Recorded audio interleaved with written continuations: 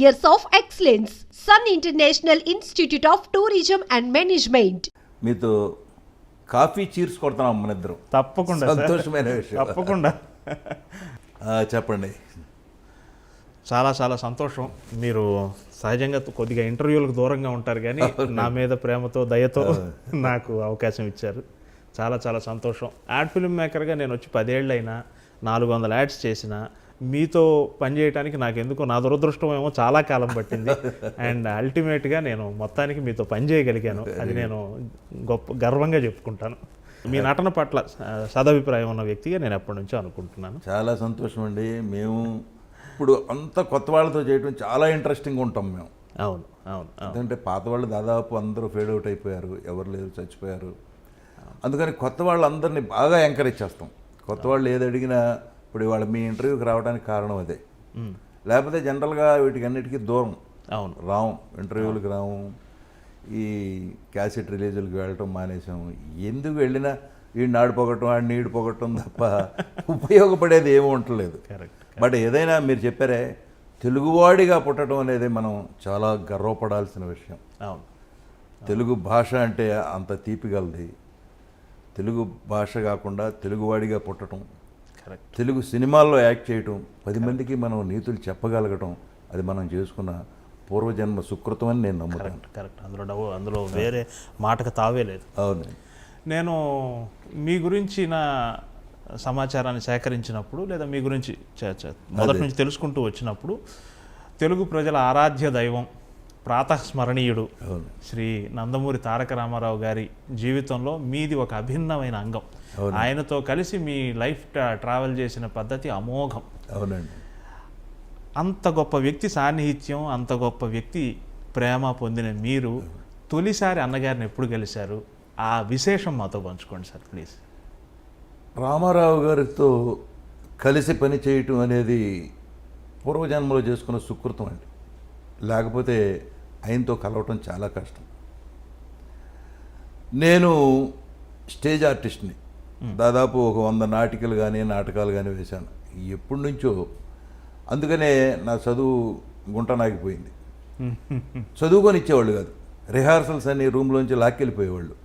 SLC డెంకా వేసాం, మళ్ళీ SLC పూర్తి చేశా, పియూసీలో చేరాం. చదవని వల్ల బందర్ హిందూ కాలేజీలో చదువుతా అంటే అక్కడి నుంచి రిహార్సల్స్ లాక్కెళ్ళిపోయేవాళ్ళు. రోజు ఎక్కడో సాడు ఒక నాటకం, ఇక్కడ కాదు మనం విజయవాడలో వేద్దాం, ఇక్కడ కాదు హైదరాబాద్లో వేద్దాం అని చెప్పి తీసుకెళ్ళిపోయేవాళ్ళు రోజు రిహార్సల్. నేనే హీరోని. ఒడ్డు పొడుగు ఉండేవాళ్ళమేమో, దాంతో హీరో అనేవాళ్ళు. సరే హీరో. నేను అదేగాక హీరో చేసేవాడిని, సపోర్టింగ్ ఆర్టిస్ట్ చేసేవాడిని. కీర్తి స్టేషన్లో నేను మురారి వేశాను, అటు తిరిగి జమీందారు వేశాను. అది బెస్ట్ యాక్టర్ వచ్చింది, ఇది బెస్ట్ యాక్టర్ వచ్చింది మరి. ఓకే. అటువంటి అలా ఉండేదన్నమాట. ఓకే. ఈ నాటకాలకు అంకితంతో చదువు సంకన అయిపోయింది. సరే అట్టాగా మళ్ళీ పియూసీ పూర్తి చేశా. చదువు మీద ఇంట్రెస్ట్ ఉండేది, బట్ చదువుకోవడానికి టైం ఉండేది కాదు. వాళ్ళే వచ్చి ప్యాంట్ వేసి షర్ట్ వేసి పదా అని చెప్పి రిహార్సల్ తోసిపోయేవాడు. బీఎస్సీలో చేరాను. చదువు సాగట్లా అర్థమైపోయింది నాకు. అప్పటికే దాదాపు ఒక 100 నాటకాలు అయిపోయినాయి. అప్పుడు నాకు 21వ 22వ సంవత్సరం సర్కార్ ఎక్స్ప్రెస్ ఎక్కేశాను. మన ఆంధ్ర నుంచి ఎవరు సినిమాల్లోకి వెళ్ళాలన్నా మద్రాసు సర్కార్ ఎక్స్ప్రెస్ ఎక్కాల్సిందే. సర్కార్ ఎక్స్ప్రెస్ ఎక్కి సెంటర్లో దిగినాక తెలుస్తుంది అసలు ఎక్కడున్నాం, మనం ఏం చేస్తున్నాం అని. మద్రాసులో దిగినాక తెలిసింది అసలు సినిమా అంటే ఏంటి. సినిమా అంటే ఒక పెద్ద సముద్రం అంత లోతు ఉంటుందండి. ఎవరిని కలవటానికి ఛాన్స్ ఉండవు. వాహిని స్టూడియోకి వెళ్తే బయట వాచ్మెన్ బయటకి తోసేస్తాడు, రానివాడు లోపలికి. కారులో వెళ్ళే వాళ్ళని చూసి రామారావు వెళ్తున్నారు, జమిన్ వెళ్తారు, సావిత్రి గారు వెళ్తాను అని అరవాల్సిందే తప్ప ఎంట్రీ లేదు అసలు. ఓకే. అంత స్ట్రిక్ట్గా ఉండేది, అంత డిసిప్లిన్ ఉండేది. సరే ఏం చేయాలి, రామారావుని కలవాలని. మీరు ఎలా కలిశారు అని అడిగారు కదా, దాని గురించి చెప్తున్నాను నేను. రామారావు గారికి ప్రొద్దున్నే ఆయన ఎప్పుడో 3:30కే లేస్తాం అలవాటు. లేచి ఎక్సర్సైజ్ చేసుకుని మేకప్ వేసేసుకుని భోజనం కూడా చేసి 4:30కి. ఎందుకు 4:30కి చేస్తాడో తర్వాత చెప్తాను మీకు. 5 o'clockకి వచ్చి ఆ రూమ్లో కూర్చుంటే బజుల్లా రోడ్ హౌస్లో 5-6 బస్సులు వచ్చి టూరిస్ట్ బస్సులు. వాళ్ళంతా దిగి వెళ్ళి ఆయన కాళ్ళకి దండం పెట్టి కొబ్బరికాయలు కొట్టి హారతి ఇచ్చి వాళ్ళ యాత్ర సఫలీకృతం అయిందనే ఆనందంతో వెళ్ళిపోయాడు. అప్పుడు వాళ్ళందరినీ అడిగేవాడు ఆయన, ఏమండి ఎక్కడి నుంచి వస్తున్నారు, ఏ ఊరు, ఎక్కడెక్కడికి వెళ్ళారు. మహాప్రభు తిరుపతి వెళ్ళాము, వెంకటేశ్వర స్వామిని చూసాం, ఇక్కడికి వచ్చాము, మిమ్మల్ని చూసాం, మా యాత్ర పరిపూర్తి అయింది, ఇక ఇళ్ళకి వెళ్ళిపోతున్నాం అని చెప్పి దండాలు పెట్టేవాళ్ళు. అది నాకు తెలిసింది, ఈయన ప్రొద్దున వెళితే కలవచ్చు, లేకపోతే కలవటానికి ఛాన్స్ లేదు. పెద్ద పహిల్వాన్లు ఉండేవాళ్ళు ఆయన ఇంటికి గైడ్పేట, లోపలికి రానిచ్చేవాళ్ళు కాదు. సరే నేను వాళ్ళతో పాటు వెళ్ళా, టూరిస్టులతో పాటు వెళ్ళిపోయి చూశాను, దండం పెట్టాను. వస్తాం మేమని చెప్పి బయలుదేరి వెళ్ళిపోయారు. అందరూ వెళ్ళిపోయారు, నేను మాత్రం మిగిలే. చూశాడు ఆయన, ఎవరు నుంచున్నారు పిలవండి అంటే వెళ్ళాను నేను. ఏమయ్యా ఎవరు నువ్వు, ఏమిటంటే నేను ఇలా ఆర్టిస్ట్ని, సినిమాలో వేషాలు వేద్దామని వచ్చాను. అందుకని పెద్దగా నవ్వాడు ఆయన. సినిమాలో వేషం అంటే ఈజీ అనుకున్నావా, వచ్చేసావు, ఏం చేస్తున్నావు, ఇలా బీఎస్సీ డిస్కంటిన్యూ చేసి వచ్చాను, వెళ్ళి శుభ్రంగా చదువుకొని తర్వాత ఎప్పుడైనా కనపడన్నా. సరే నాకు చిన్న కళ్ళమ్మటి నీళ్లు తిరిగినాయి, బయటకు వచ్చేసి మళ్ళీ 4 రోజులు ఆగి మళ్ళీ వెళ్ళా. మళ్ళీ అది సేమ్ టూరిస్టులు, సేమ్ సీన్, హారతి ఇవ్వటం, కొబ్బరికాయలు కొట్టడం అవన్నీ చూసి అక్కడే మంచి. సరే అందరూ వెళ్ళిపోతున్నారు, వెళ్ళిపోయేటప్పుడు నా యాంక చూశాడు. ఆయనకి ఎంత మెమరీ అంటే ఒకసారి చూశాడంటే అసలు మర్చిపోడు ఎవరిని. ఓకే, ఏమిటయా మళ్ళీ వచ్చావు, నేను వెళ్ళిపోమన్నాను కదా, చదువుకోమన్నాను కదా అన్నాడు. నేను అనుకోకుండా లేదన్నయ్య ఇక వచ్చేసాను, నేను మళ్ళీ వెనక్కి వెళ్ళటం అంటూ జరగదు, వెళ్ళలేను సినిమాలో యాక్ట్ చేయకుండా అనేదానికి, నువ్వు ఎక్కడో మొండి వెళ్ళలాగా ఉన్నావే అని. అప్పుడు కథానాయకుడు సినిమా జరుగుతుంది. కథానాయకుడు అంటే 2 చీఫ్ మినిస్టర్లు అయ్యారు తర్వాత, రామారావు, జయలలిత గారు, పెద్ద క్యాస్టింగ్, నాగభూషణం గారు, మిక్కిలేని అందరూ ఉండేవారు అందులో. హేమాంబరధరరావు అని ఆయన డైరెక్టర్, గోపాలకృష్ణ గారు అని ప్రొడ్యూసర్. మనవాడు ఏదో మొండివాళ్ళలాగా ఉన్నాడు, వేషం చూడండి అన్నాడు హేమాంబరధరరావు. ప్రమాణం అనేదానికి నాకు చాలా ఆనందం వేసింది. నువ్వు వచ్చి మా ఆఫీసులో కలవాయా అని చెప్పాడు ఆయన హేమాంబరధరరావు. అలాగని వస్తానన్నయ్యా అని చెప్పారు. సరే వెళ్ళాను వాళ్ళ ఆఫీస్కి వెళ్తే కూర్చోబెట్టారు, మంచి చెడు అంతా మాట్లాడారు. ఒక వేషం ఫిక్స్ చేశారు, అది ఎలక్షన్ ఆఫీసర్. అందులో ఉన్న డైలాగులన్నీ నాకే ఉన్నాయి. రామారావుని చైర్మన్ చేయటం, మళ్ళీ తర్వాత రామారావుని దింపేయటం, ఎంతమంది 14 మంది ఆర్టిస్టుల కాంబినేషన్లో నేను. మనకి స్టేజ్ ఎక్స్పీరియన్స్ ఉంది కాబట్టి ఆ పేజీ డైలాగులు గడమని చెప్పేశాను. శబాష్ అన్నాడు రామారావు. అమ్మ మనకి కాంప్లిమెంట్ వచ్చిందని మనసులో అనుకుని పైకి ఏమి తెలవనివ్వకుండా థ్యాంక్స్ అన్నయ్య అని చెప్పి వస్తే అన్నీ సింగిల్ టేక్లే. అప్పుడు హేమాంబరరావు, గోపాలకృష్ణ గారు కలిసి పనికొస్తాడు ఇతను అని చెప్పి విఎస్ఆర్ స్వామి అని కెమెరామెన్ ఉండేవాడు, బ్యూటిఫుల్ కెమెరామెన్. ఎక్స్ట్రా క్లోజ్ షాట్లు తీయించారు, సినిమాలో ఉంటాయి. ఎందుకంటే ఇతను హీరోగా పెట్టి సినిమా తీద్దామని ప్లాన్ వాళ్ళు. ఓకే, సరే నాకు చెప్పలేదు. సరే రెగ్యులర్గా వాళ్ళ ఆఫీస్కి వెళ్ళి వస్తూ ఉండేవాడిని. షూటింగ్ అయిపోయింది, చేసాము. రెమ్యూనరేషన్ కూడా 116 ఇచ్చారు. అప్పటికే చాలా పెద్ద అమౌంట్, 116 అండి. అప్పుడు గౌరవంగా ఉండేది. ఇప్పుడులాగా మనం 1000 రూపాయలు ఇచ్చి అలాగా 1116, 1116 అనేవాళ్ళు, అలా ఇచ్చేవాళ్ళు.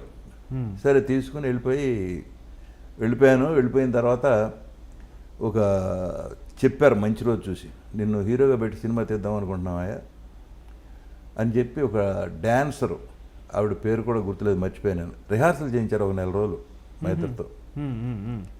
కొత్త ఇప్పుడు డ్యాన్స్ రిహార్సల్స్ అంటే కొత్త. నాటకాల్లో అయితే దున్నేస్తాం, ఏది చెప్పినా కూడా ముందే స్క్రిప్ట్ అంతా మనకి నోటికి వచ్చేస్తుంది కాబట్టి ఇష్టం వచ్చినట్టు ఆడుకోవచ్చు. సినిమాలో కుదరదు. ఆ కొంచెం ఫ్రేమ్లోనే అంతా యాక్ట్ చేయాలి. అక్కడే ఎక్స్ప్రెషన్ చూపించాలి, నీలో ఏముందో అక్కడే చూపించాలి. అన్ని బాధలు ఉన్నాయి. సరే ఆ తర్వాత రెగ్యులర్గా రామారావు షూటింగ్కి వెళ్ళేవాడిని నేను.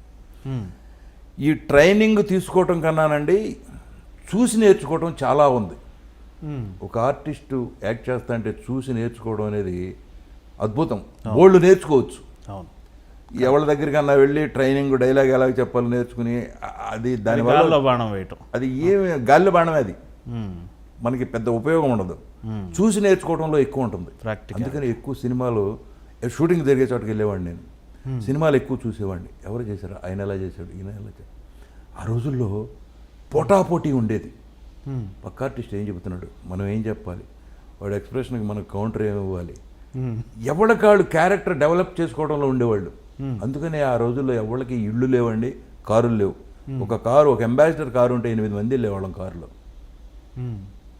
భేషజాలు లేవు, వీడు గొప్ప, ఆడు పెద్దనాడు, ఈడు పెద్దాడు, ఏం ఉండేది కదా.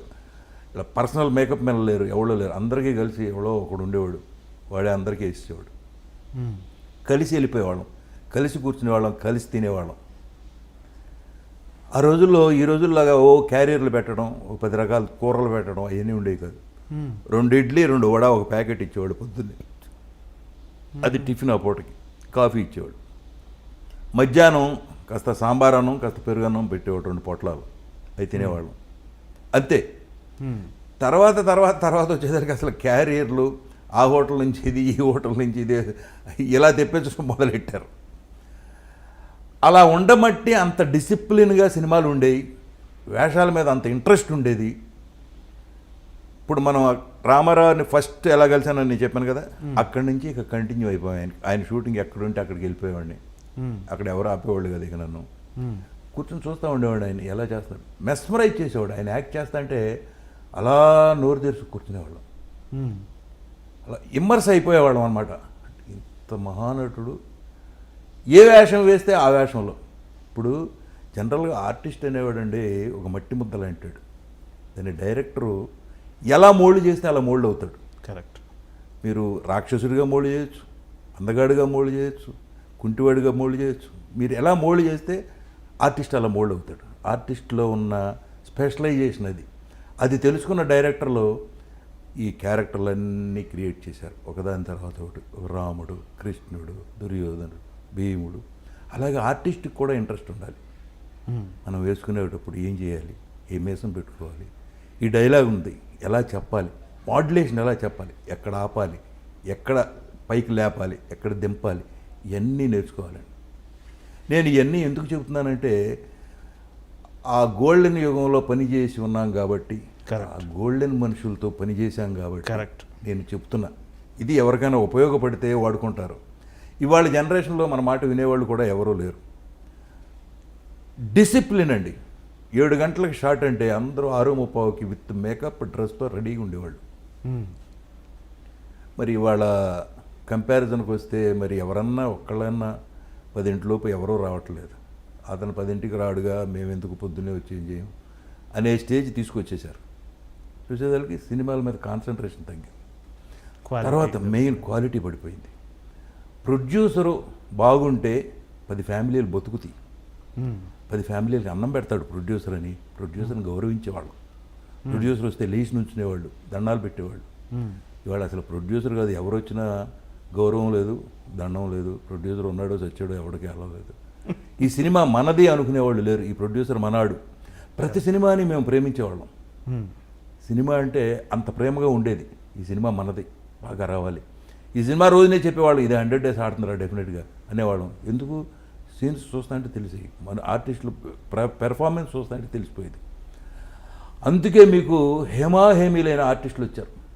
ఆ రోజులో డబ్బు పిచ్చలేదు, పెర్ఫార్మెన్స్ కొట్టాలి. ఇది నాగేశ్వరరావుని ఎలా కొట్టాలి, రామారావుని ఎలా కొట్టాలి, ఇద్దరు కలిసి చేసేటప్పుడు ఎలా కొట్టాలి, అతను మించి పేరు మనకు రావాలి అని ఎవరికాళ్ళు తాపత్రయపడేవాళ్ళు. ఒక సావిత్రి గారు యాక్ట్ చేస్తుందంటే, ఒక శివాజీ గణేశన్ గారు ఉన్నా, రామారావు గారు ఉన్నా, నాగేశ్వరరావు ఉన్నా ఒకటికి పోసేవాళ్ళు. ఎందుకంటే ఎక్కడ ఏ ఎక్స్ప్రెషన్తో కొడుతుందో తెలియదు. నవ్వుతానే అన్ని రకాలుగా కొడుతుంది ఎక్స్ప్రెషన్. దాంతో ఎంత డైలాగ్ చెప్పినా కూడా తేలిపోతుంది. సో ఆవిడని తట్టుకోవాలంటే ఇక్కడ ఎంత పెర్ఫార్మెన్స్ ఉండాలి. దానికోసమని 10 రోజుల ముందు స్క్రిప్ట్ ఇంటికి వచ్చేది. వస్తే ఎవరికాళ్ళు వాళ్ళు డైలాగ్ చూసుకుని, ఎదురు డైలాగ్ ఏముందని ఇంప్రవైజేషన్ చేసుకుని, ఏది చేస్తే బెటర్మెంట్ నిలబడతాం మనం అని ఆలోచించేవాళ్ళు. ఇవాళ అసలు సెట్లోకి వచ్చి సీన్ ఏంటి అని అడిగేవాడే లేడు. నేను చూస్తున్నాను ఇప్పటికీ కంపారిజన్లో సీన్ ఏంటండి అని అడిగేవాడు లేడు. అడిగినా కూడా చెప్పే డైరెక్టర్ లేడు. అలా అయిపోయింది. సో దాంతో ఏమైంది, మీకు పెర్ఫార్మెన్స్ పోయింది, క్వాలిటీ పోయింది. ఏం తీయాలి, ఏం చేయాలి, ఇతనికి తెలవదు, వాళ్ళకి తెలవదు. పైగా భాష రాని వాళ్ళు ఎక్కువ వచ్చారు. ఆ రోజుల్లో ఈ డబ్బింగులు కూడా లేవండి. ఓన్లీ డైరెక్ట్ మనం ఏం మాట్లాడుతున్నామో థియేటర్లో అదే ట్రాక్. అవుట్డోర్లో తీసింది మాత్రం డబ్బింగ్ చేసేవాళ్ళు కదా. అవుట్డోర్ తర్వాత వచ్చింది, అసలు ముందు అవుట్డోర్ లేదు. ఓకే. పొలాలు ఉన్నా కూడా సెట్ వేసేవాళ్ళు వాహిని స్టూడియోలో, ఫారెస్ట్ ఉన్నా సెట్ వేసేవాళ్ళు.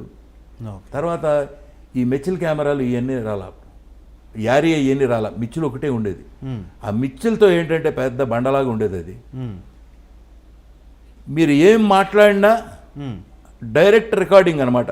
ఎవరో అసలు పిన్ డ్రాప్ సైలెన్స్, పిన్ పడినా కూడా వినపడే శబ్దం ఉండేది కదా సౌండ్ ఇంజనీర్లు. ఇప్పుడు ఈ సోకాళ్ళు మన ఇవాళ పెద్ద డైరెక్టర్లు ఉన్నారు, విశ్వనాథ్ గారు, వీళ్ళంతా కూడా సౌండ్ ఇంజనీర్లు. ఆ రోజుల్లో వాళ్ళే రికార్డ్ చేసేవాళ్ళు. సైలెన్స్ అంటే సైలెన్స్ అంతే, ఎవరో మాట్లాడతాను వీళ్ళు. అక్కడ పర్ఫెక్ట్గా డైలాగ్ బాగా పోతే వన్ మోర్ టైం. అందుకే పర్ఫెక్ట్ తెలుగు వచ్చు ఆర్టిస్టులు ఉండేవాళ్ళు. డిక్షన్ బాగుండేది. తర్వాత క్యారెక్టర్కి తగ్గ ఆర్టిస్టులు ఎన్నుకునేవాళ్ళు. అందుకే మంచి పర్సనాలిటీలు ఉండే ఆ రోజుల్లో. ఇప్పుడు అదే మాయాబజార్ ఇవాళ తీశారనుకోండి, ఒక ఘటోద్గజుడు వేయటానికి ఆర్టిస్ట్ ఏడి, కరెక్ట్, కృష్ణుడు వేయటానికి ఆర్టిస్ట్ ఏడి, దుర్యోధనుడు వేయటానికి ఆర్టిస్ట్ ఏడి, ధర్మరాజు వేయటానికి ఆర్టిస్ట్ ఏడి. అసలు తెలుగు వచ్చినాళ్ళు లేరు ఇవాళ. ఏ భాష రాకుండా 1 2 3 4 చెప్పు చాలు మేము డబ్బింగ్లో వేసుకుంటాం, ఆ స్టేజ్ వచ్చేసింది. అవును.